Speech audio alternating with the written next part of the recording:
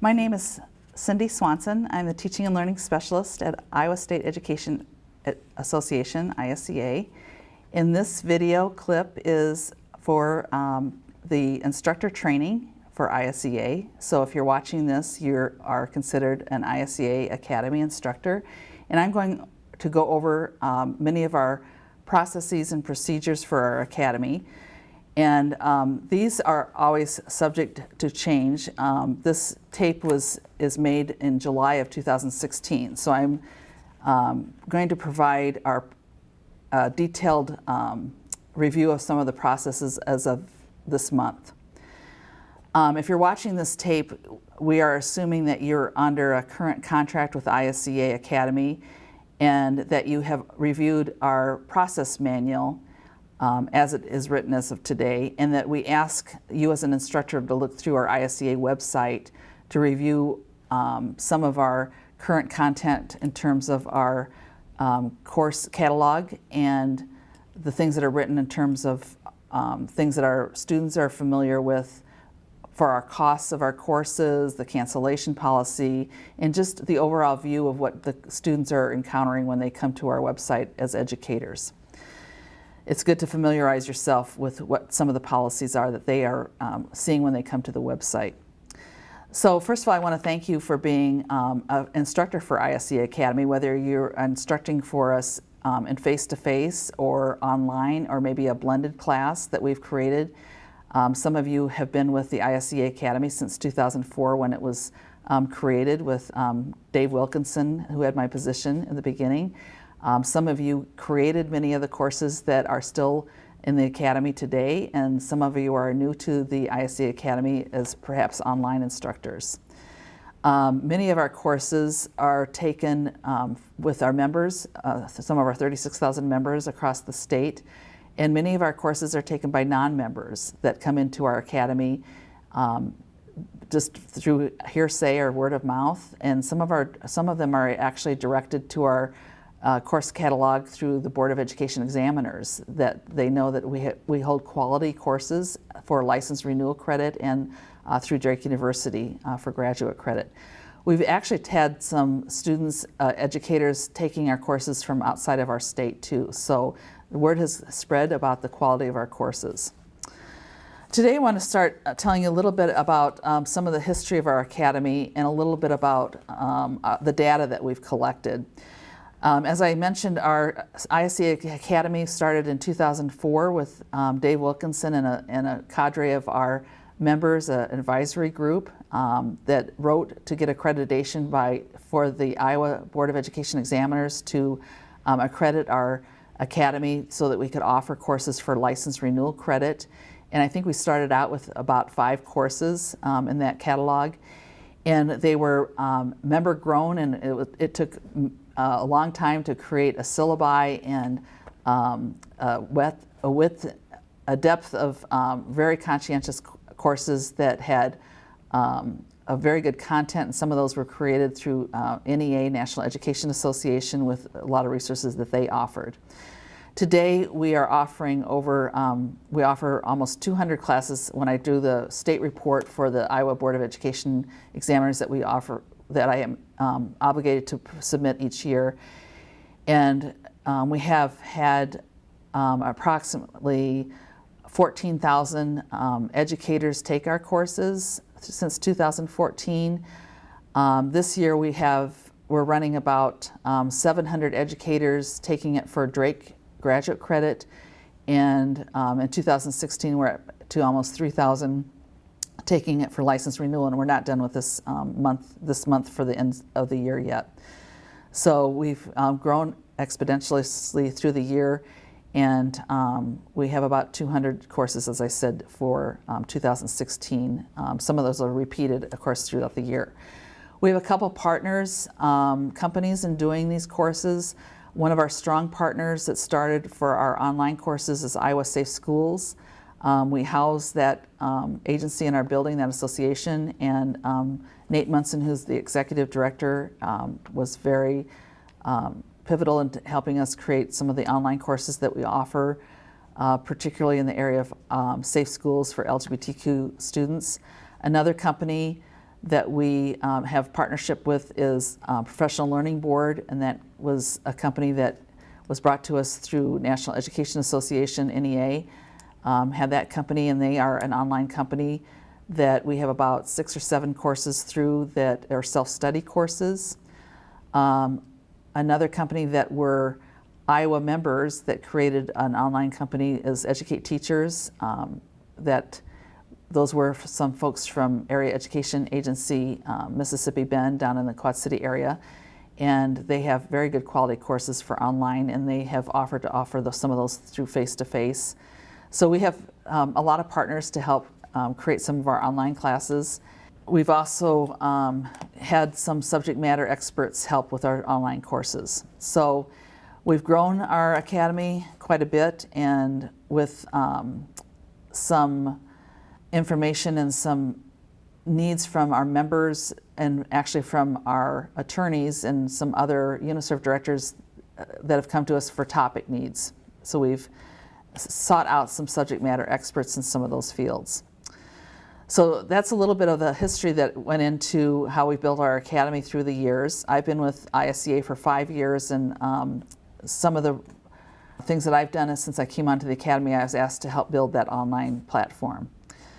So as an instructor, what we've asked you to do, and I have to apologize, I guess, in our department, is we've kind of asked you to kind of fly along with us, and we've built that airplane as you've been on the ground with us, and asked you to do some things sometimes that maybe we weren't communicating well enough with you as we went along. We've built a lot of the things online, such as our file transfers to Drake. For our transcript system, our grades are being file transferred every night to Drake when you submit grades. We've built an online transcript system for our learners, our students, to download their transcripts automatically when they need a transcript that is accepted for the Board of Education examiners. That was a lot of work to do. We have in-house programmer Adam McDermott, who's helped a great deal to help build that system. So we've come a long ways in the last couple of years to do all this work. So we've had some procedure guidelines that our administrative assistant Ronna Plimmer, our registrar, has kind of helped you with on the backside as instructors, and this video is trying to help you understand those procedures in a more cohesive way and to communicate with you a little bit better on what those procedures are, so it's not so confusing to you as an instructor. So first of all, I'll just start from the beginning. We have syllabi that are provided to you as an instructor, and typically with an instructor manual for courses. The syllabi is your guidebook, and as a student, it's their kind of a guidebook or a contract, actually, from the university, Drake University or ISEA, with a student as an obligation or a contract of what is expected in a course. As an instructor, if the course is being offered for Drake University, there's specific expectations both for license renewal and from Drake on what that student is expected to do, with very specific guidelines on what it's expected to do for a grade and what those learning outcomes are to be. Within that syllabus also is what's a rubric for grading criteria. So for Drake University, the criteria is very specific for what is expected for an A or a B, C, D, or an F. For license renewal credit for the Board of Education examiners, they're expecting criteria for what is equal to a pass or a not pass. So as an instructor on the grading rubric, it's very specific on what is either a point system or what's expected to get that grade for Drake, which is an A, B, C, D, or F. Or for a license renewal, it's a pass or not pass, and a pass is equal to an A or a B on our rubric. Or for a not pass, it's a C, D, or an F. So it's the same thing on the rubric, and it's spelled out very specifically. For Drake credit, if a student is enrolled in a class that's for graduate credit, those expectations are the same for every student in there, whether they're taking it for license renewal or for Drake. The expectations are the same, meaning that if they sign up for license renewal or Drake credit, expectations are the same. They don't have any less expectations whether they're taking for license renewal. They don't do any less work, whether for homework or et cetera.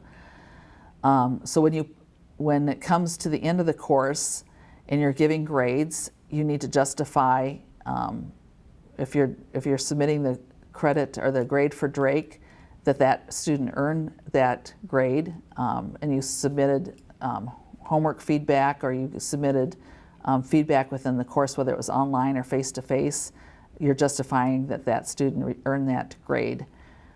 Same with pass or not pass. If you come to the point where you're failing a student and you feel like they're going to be getting an F and not passing a class or not pass, you need to document and have evidence that you communicated with that student that they're going to get an F, because for Drake University they're going to be asking for that documentation. If you are finding that a student is not attending the course, or if it's online and they're not submitting coursework, or they're not showing up in our online platform, which is, we're using a Moodle platform, you need to contact us pretty soon into the course itself, and we will drop that student from the course versus giving them an F. So we consider that a drop, and we don't submit grades for that student. Our cancellation policies on our website, and so we just withdraw that person from the course, and we don't refund money. Once they've enrolled and they've paid their money, we do not refund. So course guidelines then for entering grades on our website. You'll be given a website to submit grades. It's very important that you look at the course list if the student will be designated on the course list that Rhonda Plimmers provided for you. This is a very important point, that if the student has enrolled for a Drake credit, that you give them a letter grade, A, B, C, D, or an F. And it's very important to designate that grade for Drake University students. If the student is enrolled for license renewal credit, that you give a pass or an NP for not pass.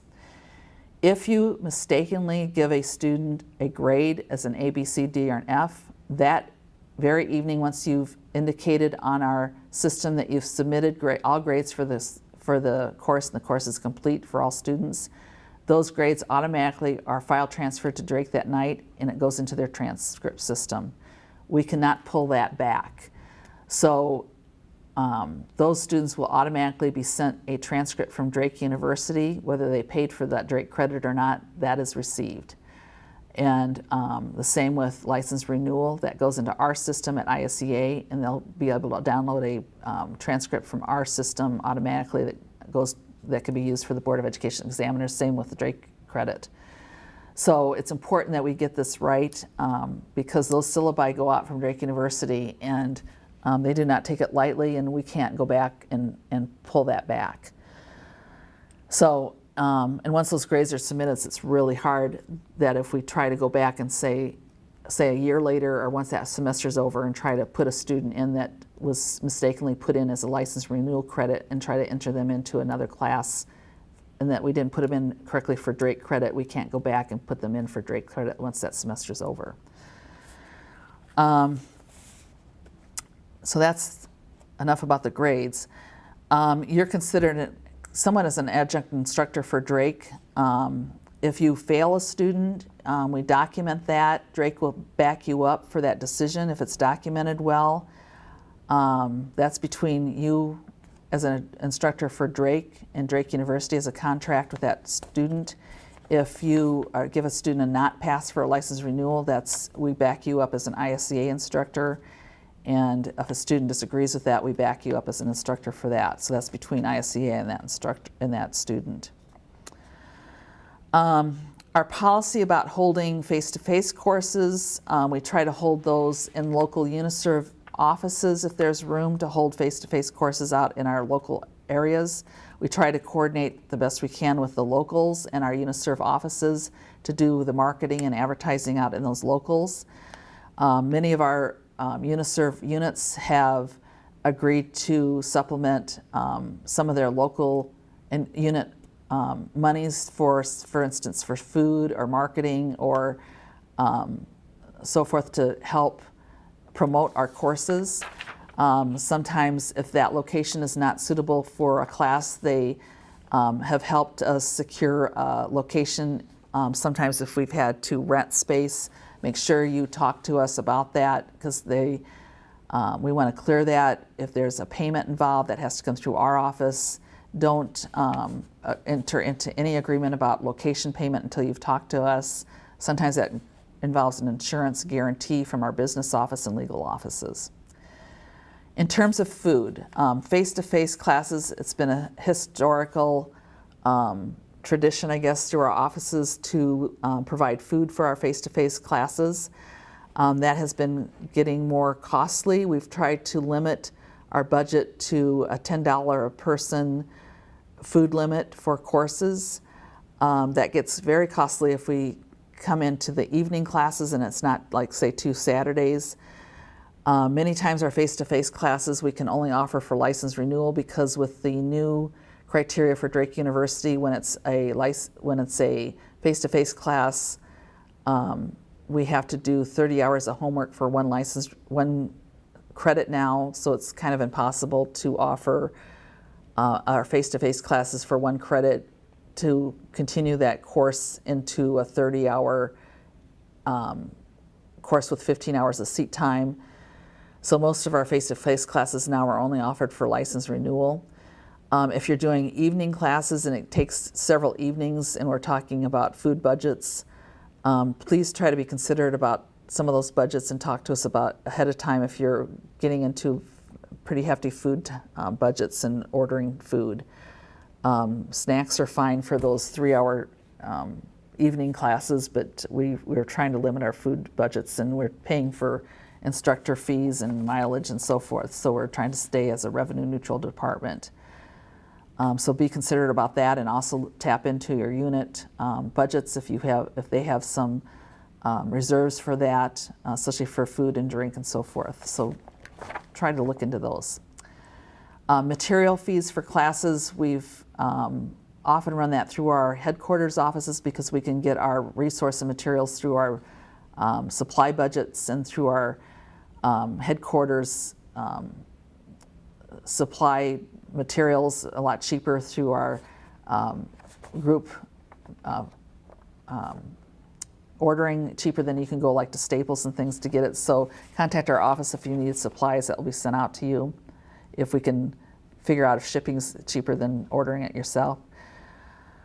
We're restructuring our reflection journals and our implementation plans to combine those. We're in the process of doing that this fall, so we don't use postage anymore to send back people's implementation plans after 6 months.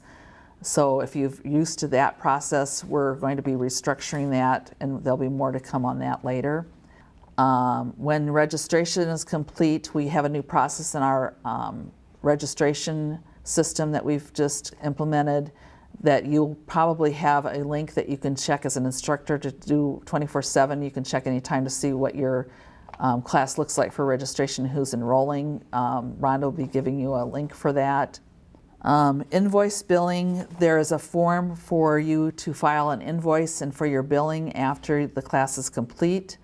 As many of you know, we've increased our instructor pay to $700 per class. Most of you do co-instructing, particularly for face-to-face courses. That $700 is per course, so if you're co-instructing, that's split into 2. Our ISEA staff does not get paid, but you still split that as 50-50 typically, or sometimes if you do more work than an ISEA staff, then that's decided. But it's typically a 50-50 type thing, unless you're instructing that course pretty much on your own out there, but it's mostly a 50-50 split. So there's an invoice, a specific invoice form that we typically use. We don't have a extra fee for grading papers anymore for Drake University, because our face-to-face course is not used for Drake University credit anymore. We don't have that extra fee now that we went up to $700 per instructor fee. There's a travel voucher form that we use. We're still using those for submitting for mileage and for your food.